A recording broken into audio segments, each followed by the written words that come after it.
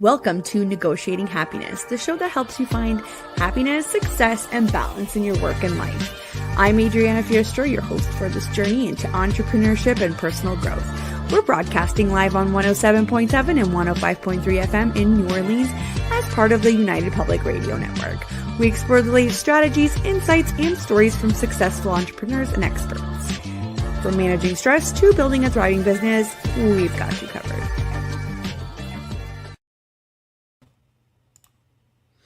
Good afternoon, everybody. It is January 15th, and you are listening to Negotiating Happiness, and I am your host, Adriana Fierastrau, and we are broadcasting live on the United Public Radio Network and UFO Paranormal Radio Network at 105.3 and 107.7 FM in New Orleans. And if you are in front of your TV and you want to check us out on Roku TV, go right ahead and search for UFO Paranormal Channel.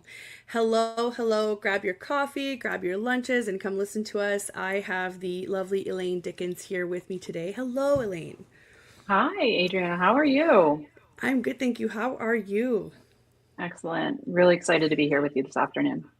I am so excited to dive into the topics that we've talked about because I think they are so beneficial to bring out in the open and make it more of a common theme that everybody talks about. And I feel like it's so relevant to everybody that is an entrepreneur or thinking about entrepreneurship or, have 20 years under their belt. I think the topics that we're going to be talking about never really go away.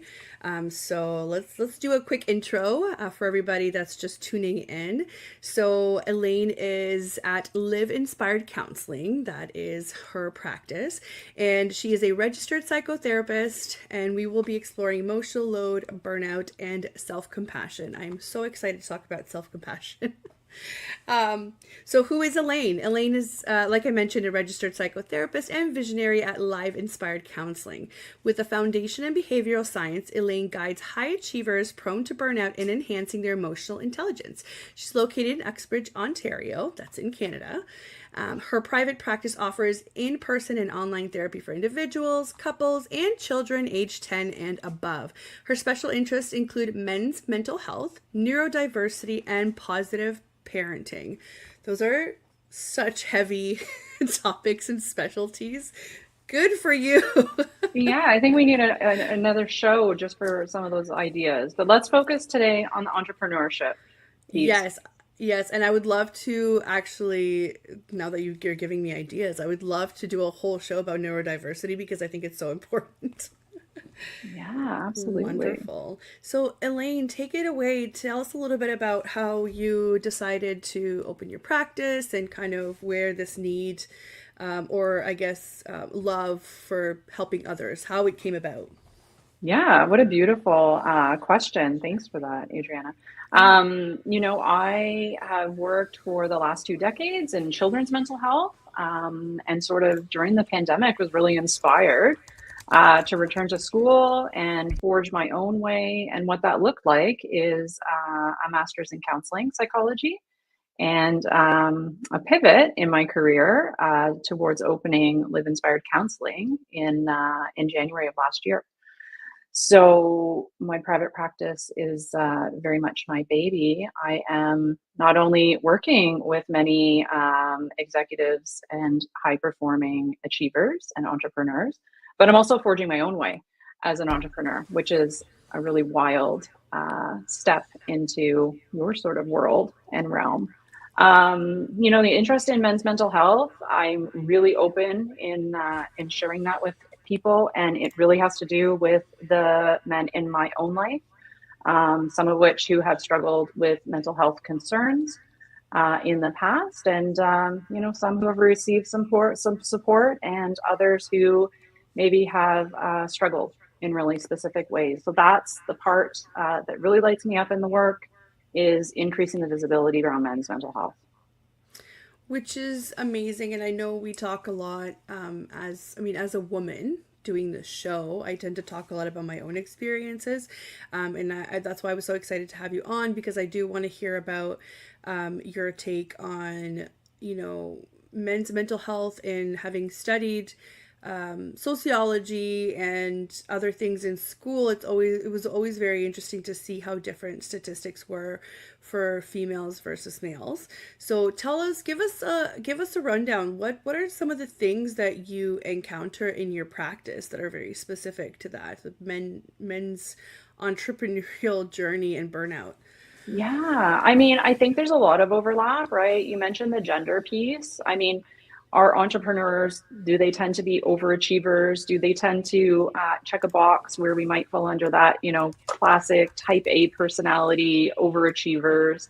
When things get hard, you put on your helmet and you put your eyes down and you get to work, right? So I think there's a lot of, regardless of gender, there's a lot of sort of personality and characteristics.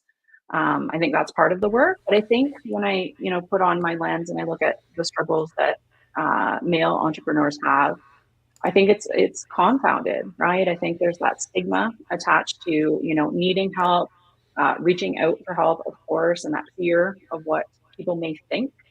And then I also think, there's a lot of a necessity to really, be emotionally aware, right? And we hear about emotional intelligence and how important it is in the workplace, right? So, do I meet a lot of high performing men who are super effective in the boardroom or behind the scenes in their own, business ventures? Yeah. Do many of them struggle in their personal relationships and their ability to connect? In those relationships with perhaps family, their spouse, their partner, even their friends? Yes, I do. I think that's one of the challenges is, just from a traditional standpoint, sitting down and exploring feelings, it's not something that is practiced, generally speaking. And it's, believe it or not, I think it's a really important skill set that many entrepreneurs need to lean into that edge. I think so, and I'm a firm believer that of men and women do business differently, and sometimes you have to navigate kind of their world, right? Like we know this. We know that the business world is created because of historical, the situation of how things have gone throughout history, where women in a men's world.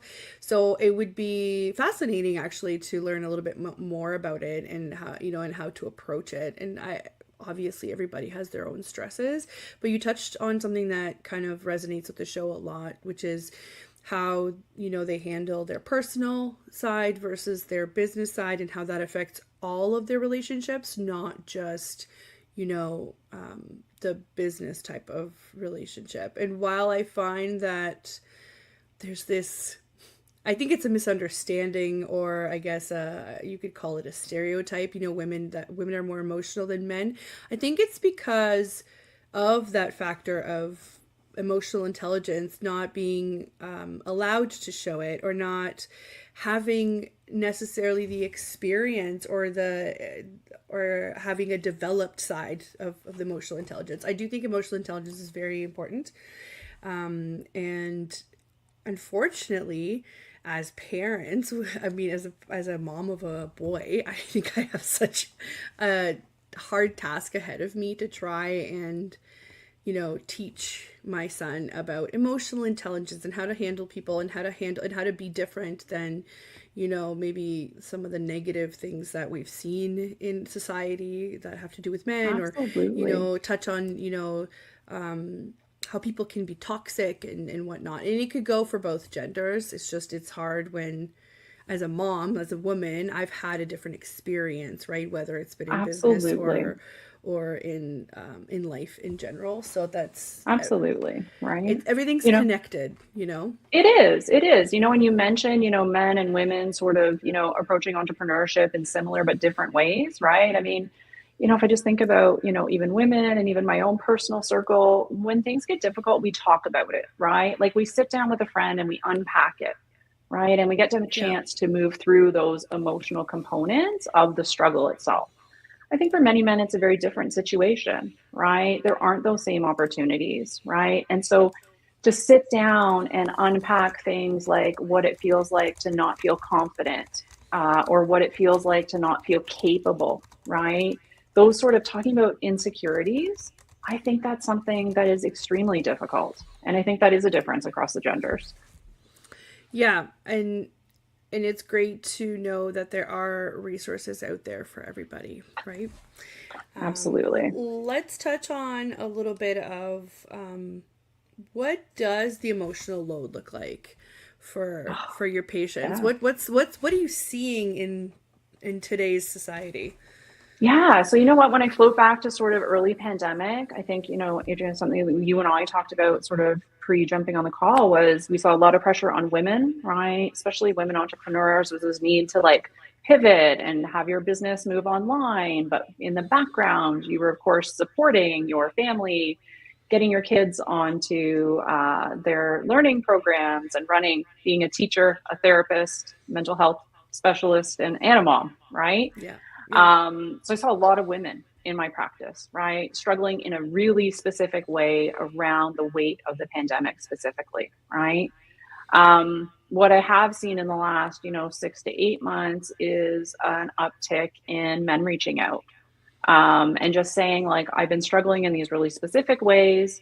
Maybe we're not able to name what some of those stressors are or articulate that, but I know that things could feel better for me, right? And I'm really feeling that that financial pressure as the traditional lead, head of the family, that person sometimes making most, if not all, of the financial decisions, and like just look at the price of groceries, right? So I think men have really had to learn a lot about emotional load, if I'm honest, because I feel like they've been forced to experience that, be it as a Yeah. part of the pandemic or us coming out of the pandemic and forging this, new normal. It's not the same. It's not the same. The emotional load is just not.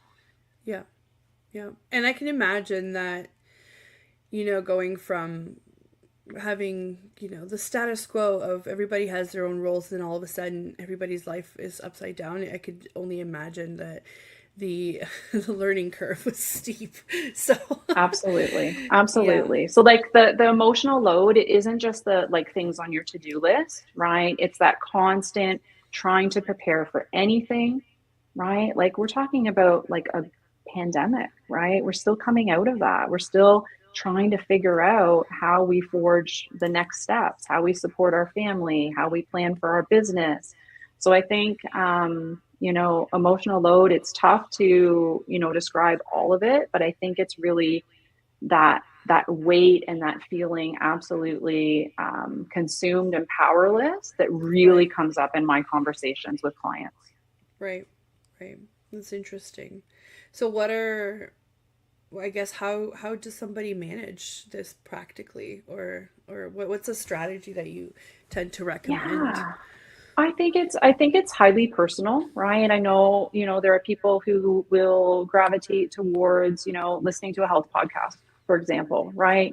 Maybe picking up on some really practical ideas about how to, share that emotional load, right? How to perhaps be really proactive in the way that you plan or approach things. Because I do get to work with couples, which gives me a unique approach to hearing both sides, Yeah. certainly of that emotional load. But I love the idea of couples and even in partnerships, right? Just sitting down at the beginning of the week and talking about what the week ahead looks like, right? What's on the radar for you? What's on the radar for me? Are there things that I can support?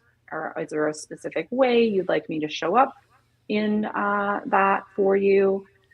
So really, opening up the dialogue. I think just, if there was one practical idea that somebody might leave the show with, it's this idea of like, let's get in front of this information, right? We've spent many, many years being reactive, right? A problem pops up, we put out the fire.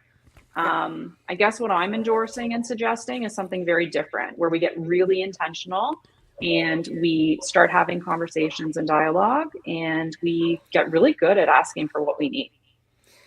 And that's the hard part, because not everybody's a planner, and I don't think that everybody understands, doing things because you have to and you're reacting versus being intentional about something. Even when you want to be intentional about something, it's very hard um, put in that effort, because a lot of people just Absolutely. see it as, oh, I have to, not like, hey, there's a purpose to this. There's going to be a direction that we're going in with this kind of plan. So this is why I always say this, even if you understand it, like I understand it on the general level, but I am not a therapist. And it's also, even if you were a therapist, I think it's hard to do a lot of that self reflection or take your own Absolutely. advice. So I always say, find somebody who does this for a living, find a therapist, find somebody who can help you. Like I understand financials, but I'm not Yeah, sure. necessarily the best at it. I'm going to go and find somebody who can help me. There's no shame in it. You can't be a master of everything in life. So, I know. And it's so interesting, right? Like an entrepreneur would very easily, research a business coach, for example. Okay, what I'm offering, yes, I'm a psychotherapist, but do I provide that type of support and service? How many clients would sit down and say, I need accountability, right? Like I've got these personal goals. I want to have, more connection in my relationships. I want to show up in a really specific way around my business. I can be that coach. I can provide right, that accountability, right? So right. it's interesting. We have that gym membership. We get ourselves to the gym. Very much what I endorse in my practice is I want to be in your Outlook calendar, whether that's weekly or biweekly or once a month. Therapy can be that accountability where you may not be able to get traction with some of those goals because not everybody, like you said, can pick up a podcast or pick up a self-help book and just be able to naturally, integrate that into their lives. And I also think that there's a finite end to that journey, even if you are DIYing everything yourself, right? Like there's only so much that you can get out of something without having a different perspective, like a professional perspective, right? I can listen to a podcast and think, I get this, I understand it, but can I apply it? Is there a different Totally way different. that somebody can show me how I can apply it into my own life? It's just different, and I think we need to stop telling people that you only need therapy if you're broken, because really, what's broken? It's all relative. It's all, I think everybody can use therapy. Yeah, I mean, I Be, would agree. I can't disagree, right? yeah, Can anyone benefit from somebody to sit down and talk to, right? Or yeah, could everyone benefit, of course, from getting in better touch with their emotions, right? totally. Totally. Absolutely. And it's not, it shouldn't be a taboo subject. It shouldn't be a, I'm fine, I don't need therapy. Because at the end of the day, are you telling me that you've never gone through anything stressful in your life? That's probably a Yeah. lie, right? Like Yeah. you're lying to yourself Absolutely. at that point, or maybe you're just not realizing it. But yeah, Yeah. let's touch a bit about on, I guess the next step that makes sense is you're going on with this day in day out of working, family life, stress here, stress there. Let's talk about burnout, because everybody hears burnout. I talk about this book all the time on whenever burnout comes up, which explains the cycle of burnout. I think it's Sure. I forget the name now, but of the authors, Nagowski, I think That's the okay. they're two sisters. Anyway, I've literally talked about it Beautiful. so many times, but I love that book because it explained it in layman's terms of what this cycle of burnout looks like. So I want to know kind of, how do you look at Absolutely. the cycle of burnout? Absolutely. So I consider burnout to be a state, right? So it best describes, the emotional, the physical, the mental exhaustion that's caused by excessive and prolonged stress, right? And does it tend to show up around work? It can. I think the most challenging part about defining burnout is everyone's experience with burnout is going to look and feel a bit different. And often we don't recognize it until we've already hit rock bottom. Right, right. And it's hard once you're there to recognize anything. Absolutely. Right? Absolutely. Right. And so I'm always saying to, the people in my personal life and my professional life, right? Like, I think that how we best deal with burnout is we get really, really specific and we start to notice those causes and those symptoms, right? So Whenever somebody says to me, I'm just feeling drained, I'm feeling tired the majority of the time, I sleep, but I don't rest, right? I'm sort of a behavioralist by nature, right? So I'm always tuned into those little subtleties, right? What's changed for you in the last many months? Are you sleeping more? Are you sleeping less? Right? Are you withdrawing? Do you not have that get up and go in your business? Right? Maybe you're feeling like a failure, right? Or you're starting to have those thoughts about just being hopeless, right? Or questioning your purpose. That often comes up, right? When I may meet somebody who said, maybe I need to get some support around burnout, right? And making sure I don't hit rock bottom. Right. And what are some of the coping mechanisms that you would, I guess it would be Yeah. really interesting to talk about what are some of the coping mechanisms that you see that are negative that people need to stop, and what are some of the coping mechanisms that could be positive, because that might be another way of recognizing burnout, right? Absolutely. So it's so interesting, right? And when I just think about myself as a professional, I actually gravitate more towards what are the things that you could be doing, right? So, yes, we could all sit and make a list of the ways that we cope that probably aren't serving us, right? Whether that's, sitting down and scrolling, numbing with substances. I mean, I don't know I don't want to promote or bring any shame, right, to anyone sitting Yeah. on and listening on the call. But I think as a strengths-based practitioner, right, I think that we always want to be thinking about what are the things that we could be doing differently, right? And so for me, a critical piece is, are the things you're doing, are they contributing to the status quo? Are they keeping you in the same place? Or are there things that you're doing to help you to forge your own way or to feel better, right? Right. And be proactive in the way you manage stress. So, maybe that's talking about it with somebody, right? Whether that's a partner, a spouse, maybe that's booking a discovery call with a therapist. And I'm not saying just book it with me, I'm saying book it with two or three other professionals, Yeah. right? Because Yeah. you want to make sure that you connect with the right person to do that work, right? That's I meet right. many people who have said, I tried therapy in the past, it didn't work.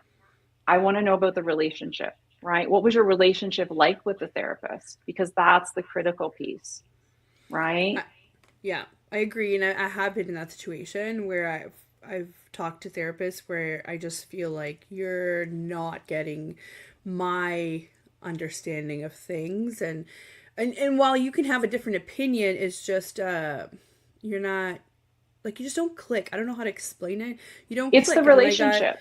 yeah, and then I got another person, and while again they were telling me things that I needed to work on, I can accept that, but we clicked at least. She understood, or it was a male as well at one point. So I mean, whatever works for you, right? You have to make sure that Absolutely. it works for you, for sure. Absolutely. Right. But I think part of, coping with burnout and doing it starts with that self-awareness piece, right? Like we are all creatures of nature, right? And I recognize that what we're asking people to do is to get really vulnerable here, right? And to like sit down and have a commitment to talking about what the challenges really are, Yeah. right? And Yeah. also having that growth mindset where this is not, something that we have to feel guilty about or are not capable about being able to do for ourselves.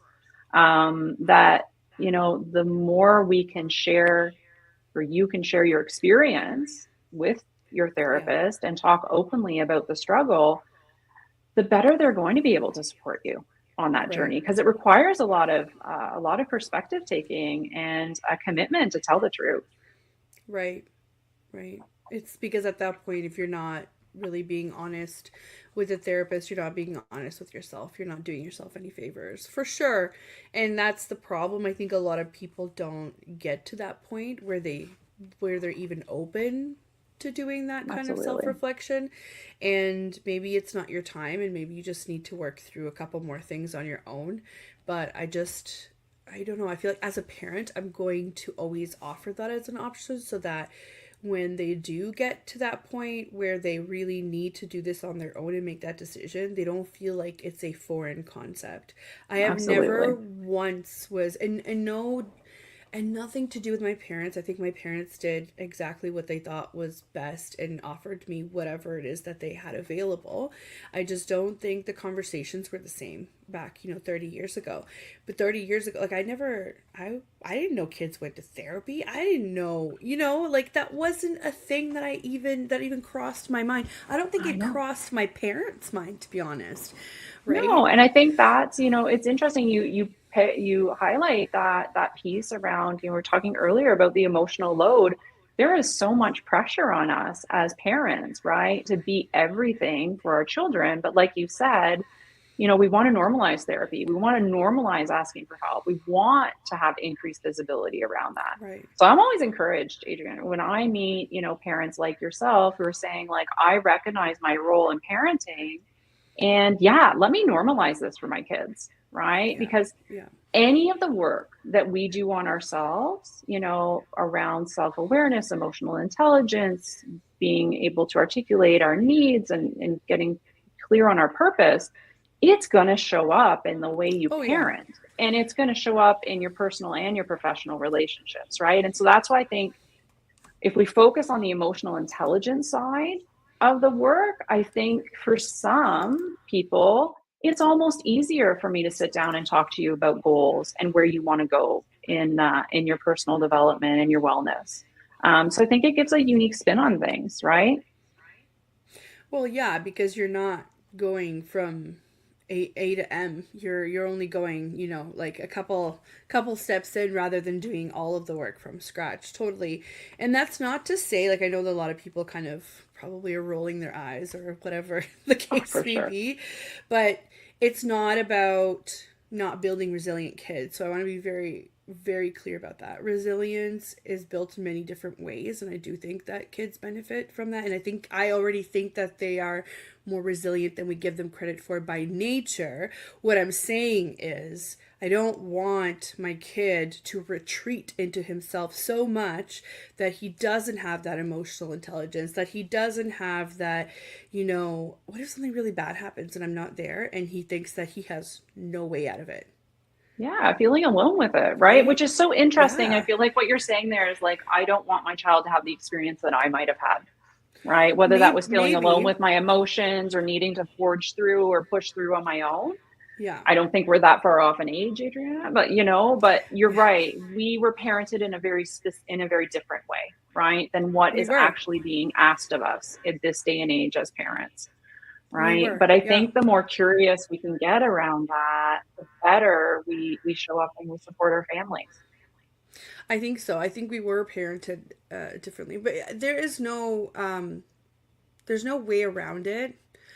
I saw this thing on Instagram, like as well as you can imagine, we spend a lot of time on social media for marketing purposes. For just we think we're taking a break, but as I don't know, I run a business, so I'm never taking a break. I'm always looking at stuff, This but is research. I always end up finding really interesting things, and one of it was, it was a commentary on you can't raise your children like your parents raised you because that world no longer exists. And it is so true. So even if like I think my parents did a really great job in a number of ways, and I think that I am a resilient person because of it. But it's not the same anymore. The pressures that you were talking about.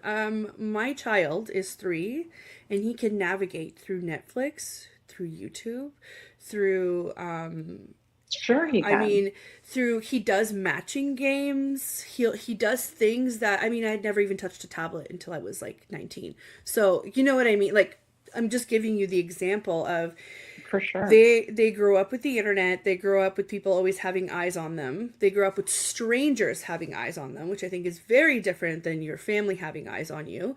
They grow up in a world where you have to show up Mhm. constantly, Absolutely. and the Absolutely. idea of wanting to belong comes up so much earlier in this like negative way, right? Because of social Absolutely. media, because of everything. Whereas before it was like, I just want to belong to my friend group that lives two doors down from me. Now it's I like, know.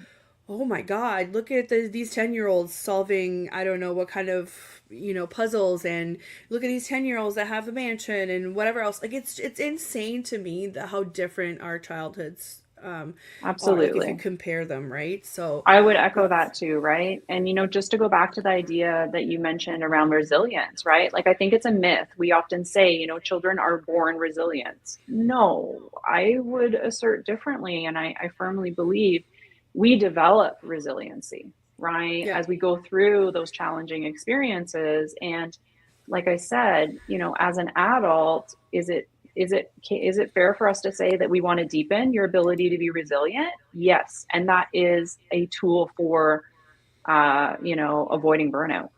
Just to circle back to that. Yeah, and I would argue that you going to therapy actually helps you build resilience faster because they give you the tools to be able to withstand the things that you would normally be stuck in. So if you Absolutely. had told me this when I was 19, it would be such a scary thought. But now, right, many years later, Yeah. I would say, but if somebody can give me the key out of getting this problem, why would I not accept the key and then tuck that horrible part of the issue away and say, you know what, I got through this too, so I could Yeah. probably get through another Absolutely. thing, right? So I think it Absolutely. depends on how you look at it, right? I think it does, right? And a lot of the work that I do with individuals is cognitive behavioral therapy, right? And even on, a free 20-minute consultation, you're likely to hear out of my mouth the reason why I like working with a cognitive behavioral framework is because my job is to do myself out of a job.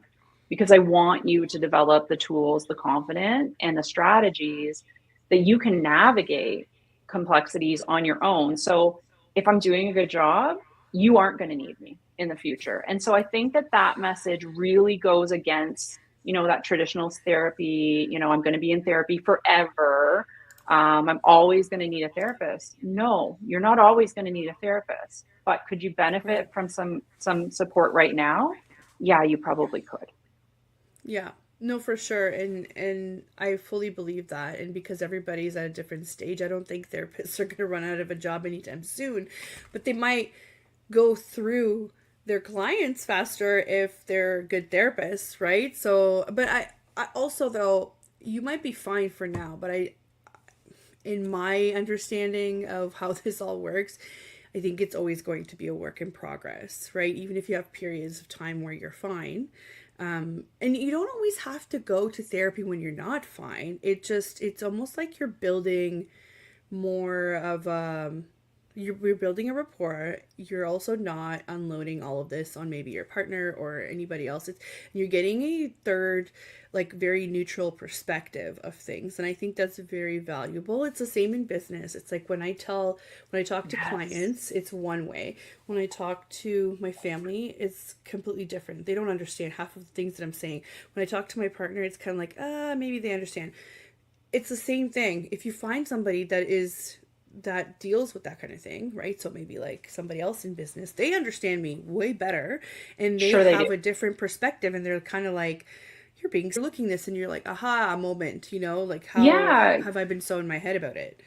Yeah, I think you're right. The difference is like in our personal relationships, right? You might get support, you might even get, advice, right, from a friend on how you might, best approach maybe this challenge that you're currently navigating. And therapy it's quite the opposite, right? And for some people, it's the first or only opportunity that they might have to be in a relationship where it is a judgment-free zone, right? And I am not in the business of giving advice. That is the furthest from what I would do. Right. And so, Yeah. even just being able to develop that ability to like bolster your self trust. Right. And knowing you're going to make the best decision that you're going to make. Right. I often Right. compare myself to a GPS. You're the driver. You're always in the seat. You're always, navigating where we're going to go. But if you want the fastest route, if you want, to save on gas, if you want the scenic route, let me know, right? Because Yeah. that's something that I can support you with. But I think you're right. We don't often have that sacred space to just talk openly without fear of judgment. It just doesn't exist in some other relationships. Yeah, and it's unfortunately probably one of the first things that gets overlooked when you talk about self-care. Everybody, when they talk about self-care, picture bubble baths and spa trips, but I'm like, no, It no. isn't. It isn't. It No, isn't. no. Right? Yeah. So we're just gonna do a quick intro here for anybody that's just tuning in. You are listening to Negotiating Happiness, and we are live on the United Public Radio Network and UFO Paranormal Radio Network at 105.3 and 107.7 FM in New Orleans, and we are also on Roku TV. Check out some of our shows on there. I am here with Elaine Dickens. She's a registered psychotherapist, and she's telling us all about the emotional load and burnout and some of the scenarios that she's encountered in her practice with her specialty of men's mental health and entrepreneurs and all of that good stuff. So if you're just tuning in, welcome. We are live, and drop us any questions that you might have in the comments. I see here there was a comment from Gerard James. Wiz is listening. Hello. Yeah, so Elaine, I think we were just about to go into a bit of how to balance, how to show self-compassion. We were Yeah. starting to talk about self-care. So tell us a bit about that. Absolutely. Absolutely. Right. So if you were to ask me, what's a practical tool that, we could use to combat the potential for burnout, Yeah. my default is always going to be this piece around self-compassion, right? I think it's such an incredibly important skill for us to have the same empathy that we would offer a friend or a family member, but to have that for ourselves. And, I speak from a personal experience that this isn't a skill set that I had early on, right? And it's a game changer. I feel like self-compassion, right? So really by definition, it's just this idea of the practice of turning your compassion inwards, right? And giving that empathy that we give to others, learning how to give that to yourself. Yeah. And how would you tell somebody to start? Yeah, I think, you kind of touched on it, right? There's components within self-compassion, and I think it starts with noticing, right? And developing that self-awareness, right? Noticing, am I being kind to myself when I have that thought, or am I judging myself, right? Right. Um, Even it can be, small things like just being curious, right? Here's this thought I'm having, like I'm not feeling good enough, right? And really just thinking about what's the emotion that's connected to a thought like that, Mm-hmm. right? Mm-hmm. Because our thoughts, our feelings, and our emotions are all tied. So maybe the thought is, I don't feel like I'm enough, right? Or maybe the feeling is feeling kind of inadequate, right? Yeah. So getting really curious with our emotions, I do think is sort of a way to develop some of that self-awareness and even just highlight, you know, how could I be compassionate with myself? Or what would I perhaps say to a friend who was experiencing this challenge that I'm faced with right now? I think asking that Right. question can often be powerful. Right. And I would say that from my readings or my understanding that it goes beyond thoughts. So it's very interesting to me, and sometimes I want to have the time to delve more into it, but whatever your emotions and thoughts, they also become your physical reality. So Absolutely. I have an example of this. I went through a period of time in my life where every time I would get upset, I would get the worst stomach ache that I would get ever. And that Yeah, those two don't really make sense if you think about it, but it does. It does. After reading a bit more and about it's your body reacting to all of these negative thoughts that you're putting in because your brain controls everything. And your absolutely. brain sends signals to your body, your brain sends, and that can affect how you deal with other people, how you deal with yourself, your future successes. I am very aware of that. So, as an entrepreneur, if you keep kicking yourself while you're down and not showing self compassion, all you're doing is setting yourself up for more failure. And I'm not saying be oblivious or be, completely out of touch with reality, but have the coping skills or learn coping mechanisms for you to see the positive in it. So we had an episode where we talked about embracing failure, where Mm. we went through very specific stages of how to take failure and turn it into like a marketing exercise where you can learn from it, where you can say, I know everything that went wrong, so I'm going to avoid all of that, so my success rates will increase for my next project that is of similar, nature. So Absolutely. I think you can apply that to a lot of things. If you understand that you're not always going to win, you have a better understanding of, okay, fine, back to the drawing board. What did we learn? How can we use Yeah. it to propel ourselves forward? Not, man, I'm going to have this pity party for the next couple of months and it would completely deter me from, pushing forward any future Well, project. yeah, or derail your progress, right? I think that's a really great example. And I thank you for sharing that insight into your own experience too, Adriana. When I think about self-compassion, right? How can we apply self-compassion to a challenging situation, just as what you've described there?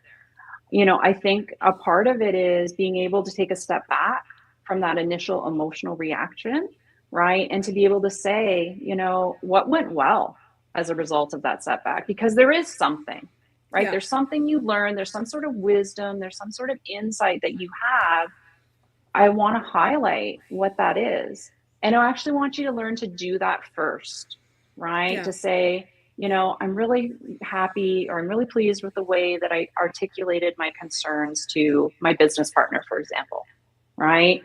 Then to take a step back and to say, okay, what are one or two things that I might like to do differently? If I could hit rewind, if I could have that do over, right? And so I love that sort of that practice of just identifying something that went well before you let your mind go to what I should have done instead. Yeah, I just think that we're always told to, you know, you're always competing for something, and that is true. You're always competing for something, but not always with other people. You're competing with yourself. And we're always taught to, you have to win, you have to get anything positive, but we start looking at failure as something inherently wrong, and I don't think that's the case, especially as an entrepreneur. I mean, look at all these successful billionaires. They'll tell you that's not their first business. There's no Yeah, way. no, There's no absolutely. way. There's stumbling that happens along the way. And I sit in a really specific spot, not that I'm just a cheerleader for entrepreneurs, but I'm going to go, resistance, setbacks, like those are growth, those are opportunities for self-reflection. I want you to use and apply that growth mindset here, right? Yeah. Because that resistance and those setbacks, that's evidence of risk taking, right? And how much risk is associated with success in business, Adrienne? Uh, Constantly, daily. Right? There's not, Absolutely. yeah. But I would also argue, it's funny, I have this conversation a lot too, where people are like, oh, well, it's risky, so I don't want to, start my own business. And I said, I don't think people realize how risky it is to be an employee as well. I mean, it could be me employing somebody, and tomorrow my doors could be closed. So how safe is your job really? So I think that's part of the reason why I started this show too, to kind of show people that, yeah, while there's a lot of risk, there's a lot of reward as well. So you having worked with entrepreneurs, I'm sure you can see that, and you being one yourself can probably attest to some real life examples as well. So tell Absolutely. we're getting here. We have about 15 minutes left, so I kind of want to dive into your business and what you found to be helpful. Like if you had to start all over again as a professional services provider that obviously has a regulatory body to keep in mind, and you've got lots of education behind you, how would you start it again? Oh, goodness. Really good question. How would I start it again? Not a planned response at all. I think I might have started with more compassion for myself, if I'm honest. There you right? go. So like it's so interesting to, just walk that journey and to navigate. Like I can coach people on compassion and empathy and soft skills and all of that, but I really think about the compassion that was necessary, to forge your own way, because I come from a non-for-profit background, right? So me having to sell myself and attach a price point to the support that I so freely give clients and have given over the last 2 decades, it was challenging, right? To find that sweet spot and that comfort and capability. Um, yeah, I wish I'd found a business coach sooner. Absolutely. I think that I made things harder for myself as a result of just, I mean, how many entrepreneurs won't say that I have too many ideas? That's often the case, right? But I think I could have really benefited from an empathetic business coach who was able to say, like, one step at a time is just fine, Yeah. right? And these Yeah. small pieces are all going to add up to success. You don't have to do everything from the gate. Yeah. And this is so funny because you'll see that the stories are very similar.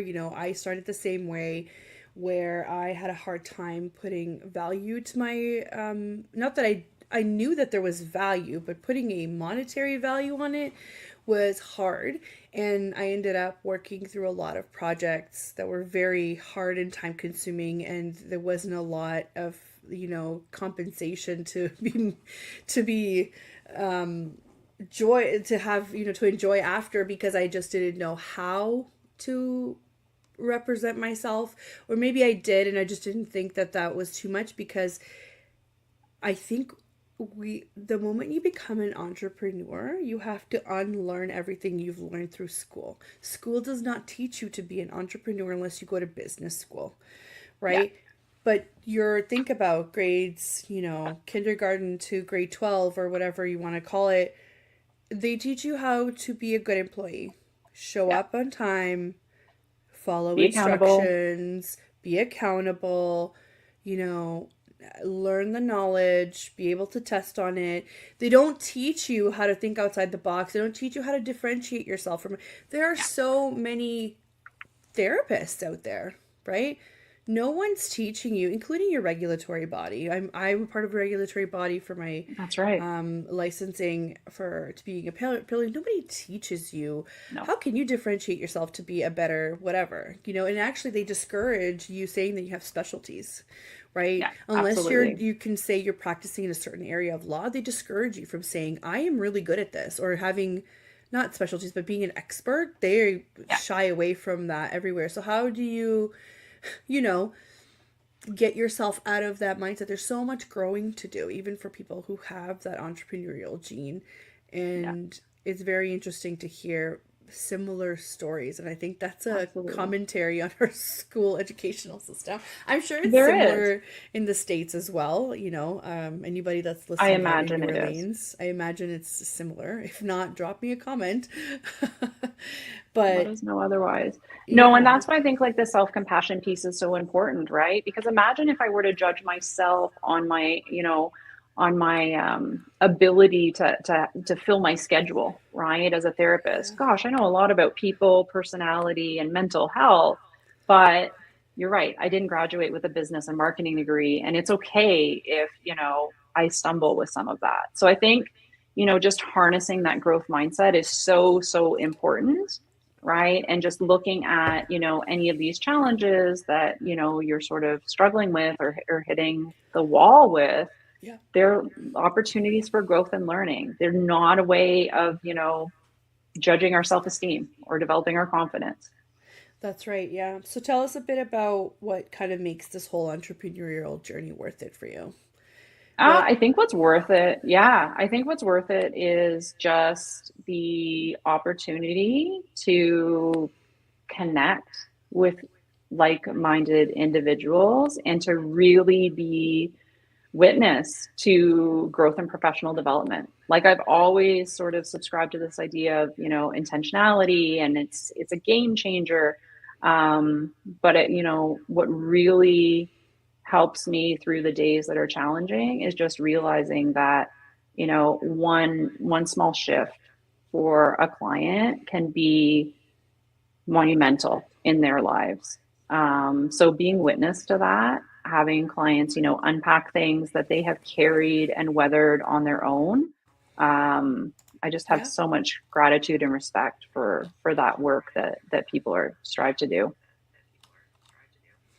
Yeah, and I was just going to share here for anybody that's listening, I've just popped on to liveinspiredcounseling.com, which is Elaine's website, and this is her blog. So if anybody's interested in learning more about these kinds of topics, she covers quite a few here. Elaine, what would Yeah, you there's everything from highlight? parenting to burnout, self-compassion, a lot of little gems in there. Subscribers to my email will get access to the blog on Tuesdays when they drop. Thanks for sharing that. Yeah, no, no problem. And I see here there's some just quick overview of anxiety and ADHD and yeah, emotional intelligence, parenting. So check out to livedinspiredcounseling.com if you wanted to learn a little bit more. And yeah, what about personally, Elaine? Like you as a I don't know, As a wife, human? partner, mother, individual, daughter, Yeah. sibling. What kind of makes you where's your happy? Like, how do you find your balance? Yeah, you know what? It's such a big piece of being an entrepreneur, and I've definitely been reminded of that in the last season. What lights me up? You know what? It's movement, it's fitness. I recognize I just am better balanced when I'm outside, 10 minutes out of the day, whether that's walking the dog, hopping on a bike, hiking. That daily movement is sort of like critical. Yeah. Most people would be surprised to know a huge introvert. You have to really will me to get me out of the house. I probably have my nose stuck in a book given that chance for free time. But Yeah. you know what? Life doesn't stop. I'm a mom of two kids. I navigated divorce many years ago, so I feel like I bring and openly share some of that experience and some of my work. But yeah, I love to cook. I love to get outside and be with the dog. And you know what? There's a standing appointment with my therapist because I practice what I preach, right? Which It's is just like going to the gym. it's important. Yeah, it's important. Would you have any favorite hiking spots? Oh, well, I happen to be in like sort of an hour northeast of Toronto in this beautiful community called Uxbridge, Hmm. which sidebar is the trail capital of Canada. Ooh. So there are a number of trails that I can hop onto, but we've got Durham Forest. If people are interested in, mountain biking and things like that, Uxbridge has a lot of those opportunities. This is going to sound ridiculous, but I'm just not familiar. I could tell you where a lot of countries are in the world, but is that on the Bruce Trail? Do you guys hit the Bruce Trail No, there? it would be the Trans Canada Trail. Oh, okay. Okay. Yeah. Yeah. Yeah, that's very cool. I do like hiking. I need new shoes. My ankles aren't what they Oh, used to yeah. be. You need the right gear to make things work for you. Totally, totally. Do your kids enjoy the outdoors? They do, right? So I've got one that mountain bikes and one that swims, and gosh, they absolutely keep me busy. It's very That's humbling that's their job. to have teenagers, right?